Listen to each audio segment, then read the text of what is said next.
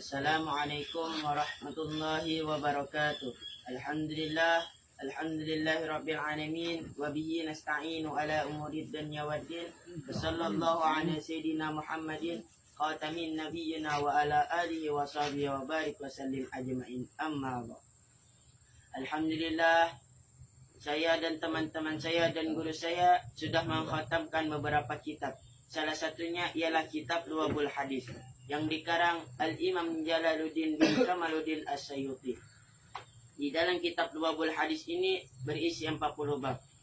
Satu babnya itu berisi ada 10 hadis. Jadi jumlah hadis di dalam kitab Luwabul Hadis ini ada berisi 400 hadis.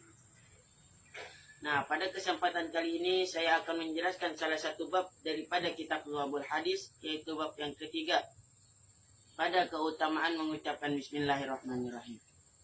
Bismillahirrahmanirrahim. Al-babus salisu, ay haza, bermula ini bab al-babus salisu, yaitu bab yang ketiga.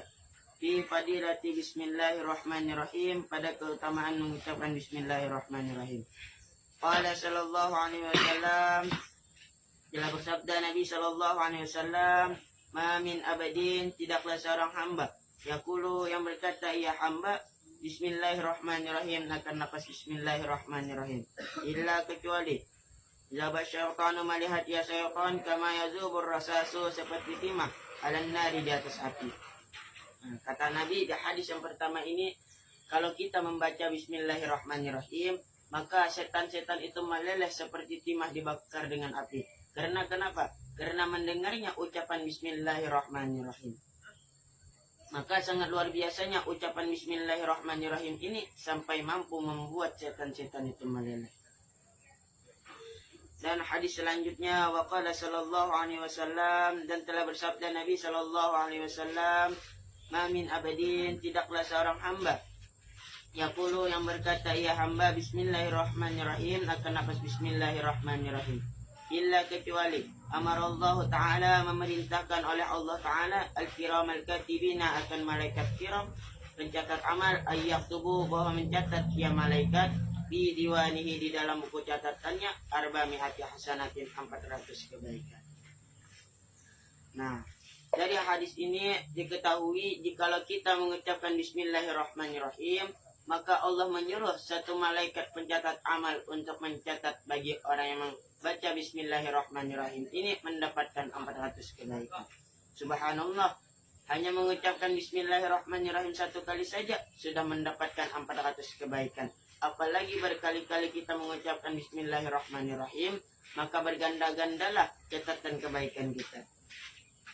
Dan hadis selanjutnya, waqala sallallahu alaihi wasallam, dan telah bersabda Nabi sallallahu alaihi wasallam, man, barang siapa qala, yang membaca Bismillahirrahmanirrahim, akan nafas Bismillahirrahmanirrahim, marratan, satu kali, lam yabqa, tidak tersisa, min dzunubihin, daripada dosanya, dzarratun, sebiji zarrah. Nah, di hadis ketiga ini kata Nabi, kalau kita membaca Bismillahirrahmanirrahim satu kali saja, tidak tersisa dosa-dosa kita walaupun sebiji zarrah. Maka dari hadis ini, jikalau kita mengucapkan Bismillahirrahmanirrahim, itu mampu menghapuskan dosa-dosa kita. Maka terlebih bagusnya jikalau kita ingin membacanya setiap ingin melakukan hal yang baik atau menjadikan wiridan setiap hari. Insya Allah kebaikan yang kita dapatkan. Dan hadis selanjutnya, waqala sallallahu alaihi wasallam, dan telah bersabda Nabi sallallahu alaihi wasallam, man, barang siapa kataba, ia menulis Bismillah, akan nafas Bismillah, fajawwada, maka hendaknya panjangkan, ta'ziman, karena memuliakan, billahi, kepada Allah, ghufira, maka mengampuni, lahu, bagi orang, ma taqaddama, akan dosa yang terdahulu, min dzunubihin, daripada dosanya, wa ma ta'akhara, dan dosa yang akan datang. Nah, di hadis yang selanjutnya ini kata Nabi, kalau kita membaguskan tulisan Bismillah karena memuliakan Allah, maka dihapus dosa-dosa kita yang terdahulu maupun dosa yang akan datang. Dan hadis selanjutnya, Wa qala sallallahu alaihi wasallam, dan telah bersabda Nabi sallallahu alaihi wasallam, "Idza kataba, apabila menulis, ahadukum salah seorang kalian, bismillahirrahmanirrahim, akan lafaz bismillahirrahmanirrahim, bal yamudda, maka hendaknya panjangkan ar-rahmana, akan lafaz ar-rahman." Kata Nabi, kalau kita ingin menulis bismillahirrahmanirrahim, di hadis ini Nabi menganjurkan kepada kita, jikalau kita ingin menulis bismillahirrahmanirrahim, maka hendaknya panjangkan kalimat ar-rahman. Yang mana yang dipanjangkan? Yang dipanjangkan itu ialah nunnya daripada kalimat ar-rahman. Dan hadis selanjutnya, waqala sallallahu alaihi wasallam, dan telah bersabda Nabi sallallahu alaihi wasallam, "Innallaha, sesungguhnya Allah, subhanahu maha suci ya Allah, wa ta'ala dan maha tinggi ya Allah. Zaina, menghiasi ya Allah, as-sama'a, akan langit-langit, bil kawakibi, dengan bintang-bintang. Wa zaina, dan menghiasi ya Allah, al-malaikata, akan para malaikat, bi Jibril, dengan malaikat Jibril. Wa zaina, dan menghiasi ya Allah, al-jannata, akan surga, bihurrin, dengan bidadari, wa kusuri dan istana. Wa zaina, dan menghiasi ya Allah, al-anbiya, akan para nabi, bi Muhammadin, dengan Nabi Muhammad sallallahu alaihi wasallam. Wa zaina, dan menghiasi ya Allah, al-ayyama, akan hari-hari, yaumil jum'ati, dengan hari Jumat. Wa zaina, dan menghiasi ya Allah, al-layaliya, akan malam-malam, bi lailatul qadri, dengan malam Lailatul Qadar. Wa zaina, dan menghiasi ya Allah, as-suhura, akan bulan-bulan, bi syahril Ramadan, akan bulan Ramadan. Wa zaina, dan menghiasi ya Allah, al-masjidah, akan masjid-masjid, bi Ka'bati, dengan Ka'bah. Wa zaina, dan menghiasi ya Allah, al-kutuba, akan kitab-kitab, bil Qur'ani, dengan kitab Al-Qur'an. Wa zaina, dan menghiasi ya Allah, al-Qur'ana, akan Al-Qur'an, bi bismillahirrahmanirrahim, akan nafas bismillahirrahmanirrahim. Nah, kata Nabi, tulisan bismillahirrahmanirrahim ini adalah hiasan bagi Al-Quran. Nah, begitu sangat luar biasanya tulisan bismillahirrahmanirrahim ini. Dan hadis selanjutnya, waqala sallallahu alaihi wasallam, dan telah bersabda Nabi sallallahu alaihi wasallam, man, barang siapa qala, ia membaca bismillahirrahmanirrahim, akan nafas bismillahirrahmanirrahim, kutiba, dia ditulis, ismuhu, akan namanya, minal abarari, daripada orang-orang yang baik, wabari'a, dan terbebas, minal kufri, daripada kekafiran, wanifaki, dan kemunafikan. Nah, kata Nabi di hadis selanjutnya ini, fadilah orang yang membaca bismillahirrahmanirrahim, itu namanya ditulis atau dicatat sebagai tergolong orang-orang yang baik, dan tidak akan datang kepadanya, kata Nabi, kemunafikan dan kekafiran. Nah, begitu sangat luar biasanya orang yang mengucapkan bismillahirrahmanirrahim ini. Dan hadis selanjutnya, waqala sallallahu alaihi wasallam, dan telah bersabda Nabi sallallahu alaihi wasallam, man, barang siapa qala, yang membaca bismillahirrahmanirrahim, akan nafas bismillahirrahmanirrahim, ghafara, mengampuni, Allahu, ya, oleh Allah, lahu, baginya, ma taqaddama, akan dosa yang terdahulu, min zambihi, daripada dosa-dosanya. Nah, ada lagi hadis yang mengatakan kalau mengucapkan bismillahirrahmanirrahim itu mampu menghapuskan dosa-dosa kita. Maka patutlah kita amalkan ucapan bismillahirrahmanirrahim ini.